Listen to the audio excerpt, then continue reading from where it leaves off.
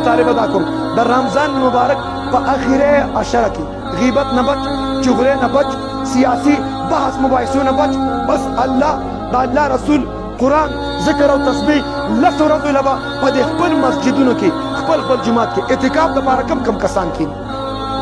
هر یو 50 کسان کینی، مشران باباګان هم کینی، لکان هم صرف هلکان مه کینه کنې پیریان به مو یاروي. جی جی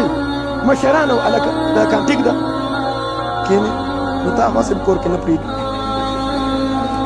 مشران زمونږ د سر تاجونه دي، مشران او نوجوانانو کې راته وایي زه اعتکاف ته ناست وم، اوس دا پروګرامات دي دا 15 شپږ کاله ډېر وخت نه یم ناست، نو موږ سره هلکان سټوډنټان کېناستو، نو ما د والدینو عظمت او د والدینو شان او په دې ټول اعتکاف کې مذاکرې وي، د دې ډېره فایده وي چې څومره کسان به ناست. ما په باقاعده ټایم ورکوو، د اختر وخت شو عیدګاه ته زه لاړم، زه اختر مونځ هلته عیدګاه کې کوم. دا کوم هلکان چې اعتکاف ته ناست وو د یو پلار رامنډې وي او زما د الله سکولي رامنډې وي، ما ورته حاجي صاحب کاکا ولې خیر دی سرجي ماسټر صاحب ولې وایي چې هغه بچیم د اعتکاف نه راپاڅېد او کور ته رال،